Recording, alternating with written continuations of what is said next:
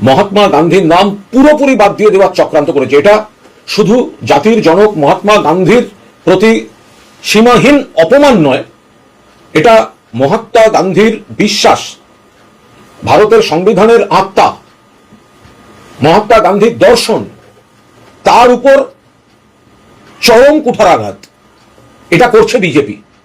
বেশ কিছুদিন ধরেই বোঝা যাচ্ছিল যে মনরেগা থেকে, যেটা মহাত্মা গান্ধী গ্রামীণ রোজগার যোজনা, কেন্দ্রীয় সরকার সেই প্রকল্প থেকে প্রথমে মহাত্মা শব্দটা বাদ দেওয়ার চক্রান্ত করলো।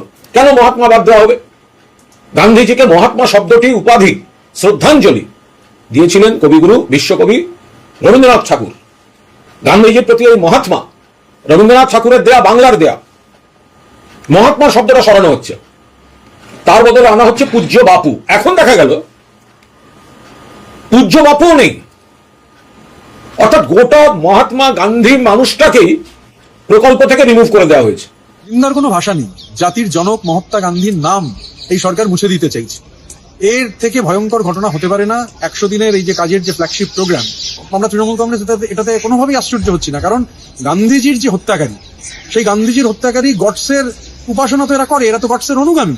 শুধু গডসে নন, গান্ধী হত্যার ষড়যন্ত্রে যারা যুক্ত ছিলেন অনেকের গলাতেই প্রকাশ্যে বিজেপির নেতারা মালা দেন। সুতরাং মহাত্মা গান্ধীর নাম বাদ দেওয়ার চেষ্টা হবে, মহাত্মা গান্ধীকে ইতিহাস থেকে মুছে দেওয়ার চেষ্টা চালাবে ওরা। সমস্ত কিছুই তো, ইতিহাসকে তো পুরাণ দিয়ে বদলে দিতে চাইছে। ইতিহাসের থেকে বেশি কিছু আশা করা যায় না।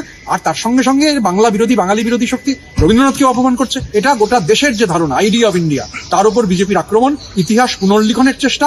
আমরা সর্বশক্তি দিয়ে এটা রোধ করার চেষ্টা করব। ওরা আগে চাঁচলে ওদের ছাত্র নেতা কেন রবি ঠাকুরের ছবি পোড়ালো, ওটা নিয়ে ময়দানে নামুন।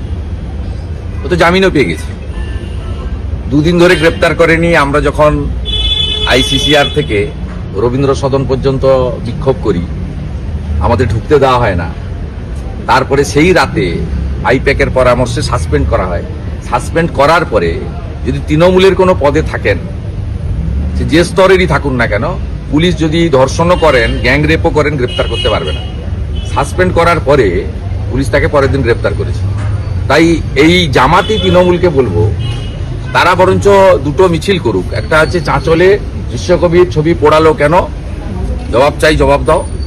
আরেকটা আজকের বাংলাদেশ, সেখানে জামাতি মৌলবাদীরা অবনীন্দ্রনাথ ঠাকুরের ফার্ম হাউস পুড়িয়ে দিল কেন, আর রবীন্দ্রনাথ ঠাকুরের নাম মুছতে চাইছে কেন, জামাত হেফাজত, তার বিরুদ্ধে একটা মিছিল করুক। কারণ ওনার সঙ্গে তো জামাতের সম্পর্ক ভালো, উনি সিদ্দিকুল্লাহ চৌধুরীকে দিয়ে মধ্যস্থ করতে পারেন। সিদ্দিকুল্লাহ চৌধুরীর সঙ্গে ওদের যোগাযোগ আছে।